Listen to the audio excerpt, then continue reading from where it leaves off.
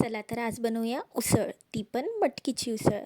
आता मटकीची उसळ बनवण्यासाठी मटकी एक तर तुम्ही मार्केटमधून आणा किंवा रात्री भिजू घाला आणि तिला मोड येऊ द्या आणि मोड झालेली मटकीची उसळ बनवा. त्यासाठी कांदा आणि टमाटर बारीक चिरून घ्या. मग कढई गॅसवर ठेवा.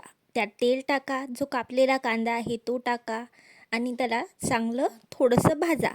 म्हणजे जास्त भाजायचं नाही, गोल्डन ब्राऊन रंग येऊपर्यंतच कांदा भाजायचा, जास्त जाळायचा नाही. कारण की आपल्याला कांद्याला जास्त भाजायचं नाही आहे मटकीच्या उसळसाठी. बघा किती छान भाजला जात आहे कांदा.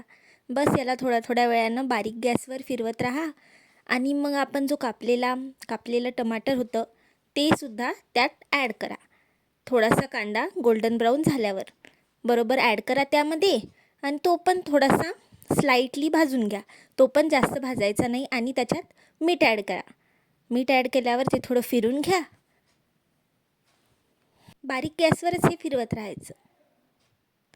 बस मग त्यामध्ये आपण मटकी घालू. पण मटकी ही पहिले 2 पाण्यानं चांगली धुवून घ्या आणि मग जो कांदा आणि टमाटर आपण भाजत आहे त्यामध्ये ती मटकी टाकायची आहे आपल्याला, जी आपण धुवून घेतली आहे. पण मटकी टाकायच्या आधी पहिले आपल्याला त्याच्यात काही मसाले टाकावे लागतील, म्हणजेच हळद, तिखट आणि मीठ. बस या व्यतिरिक्त आपण काहीच त्यात टाकायचं नाही. मग आपण त्याच्यात 1 चम्मच हळद टाकू, म्हणजे चवीनुसार हळद टाकायची, चवीनुसारच मीठ टाकायचं आणि चवीनुसारच तिखट टाकायचं, जेवढं आपल्याला तिखट करायचं आहे तेवढं. बस आणि मग जी आपण धुतलेली मटकी होती ती आता त्यात टाकायची. बस ती टाकायची आणि तिला फिरून घ्यायचं. फक्त तिला चांगलं वाफेवर होऊ द्यायचं बारीक गॅसवर. आणि ती वाफेवर व्हायसाठी पहिले त्याच्यावर आपण झाकण ठेवूया. झाकण ठेवल्याने एक होतं की मटकी ही लवकर शिजते, त्यामुळे त्यावर आपण झाकण ठेवूया. थोडा वेळ वेट केल्यावर ती झाकण काढूया. आता बघा मटकी शिजली आहे. त्यातलं पूर्णपणे पाणी आपण आटू द्यायचं.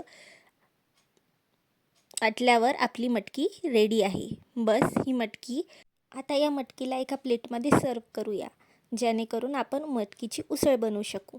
बस 1 चम्मच मी प्लेटमध्ये काढली आहे मटकी. त्यावर बारीक चिरलेला कांदा घातला आहे. मग त्यानंतर माझ्याकडे शेव चिवडा होता, तो पण टाकला मी त्यावर.